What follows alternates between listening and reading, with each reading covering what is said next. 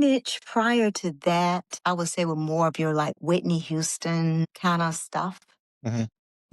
but you just couldn't come out as an artist claiming to be, the next Whitney Houston because Whitney Houston is in a lane of her own. So you had to kind of get out of that because I did a lot of tribute bands.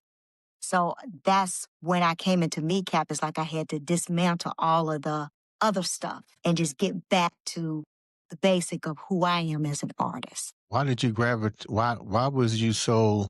I won't say mesmerized, but why Whitney Houston? When there's Patti LaBelle, there's Aretha Yeah. Franklin.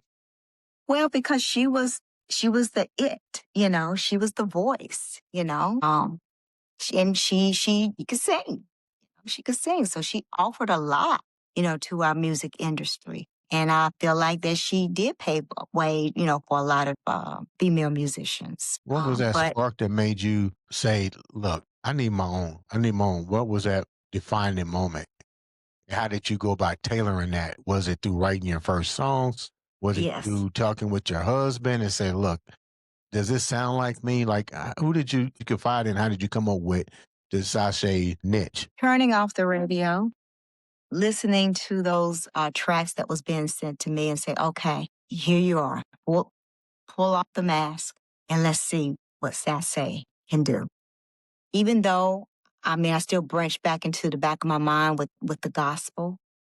I still, went back in the back of my mind of different artists that I liked, didn't want to try to mimic them or try to sound like them or try to do certain things that they do, but just wanted to just say, hey, this is how I want it to feel.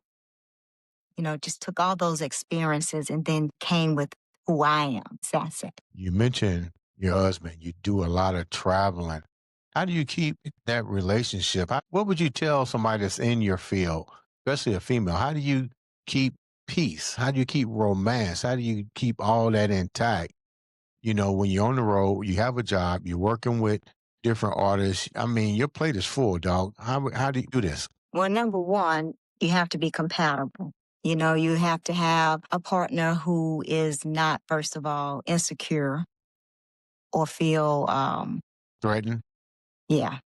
So you have to have that supporting piece and knowing from the start, what you love doing. And also maybe have some common interests, you know, having that same interest in music, loving to listen to music. So that helps. That helps. And, because I was who I was, when we came to be, Wait a minute. you don't Hold the thought. What does that mean? because That's all the attitude. Because well, I because was was who loved music, okay. you know, who I was, who I loved music, I enjoyed music.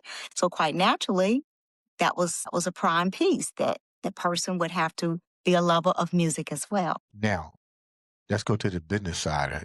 Back to the business side of your career. Most evidently, you might have. Were you an independent artist prior to going with the MECAP line? Were you doing things on your own, managing, booking, the whole 9 yards, writing, collaborating? I wasn't with a label, but I was with like an entertainment agency. And that's how I was able to, do all of the tribute shows and things of that nature. So I would audition, if there was a need for a female and so forth. So I was just independent, yes, but nothing label related.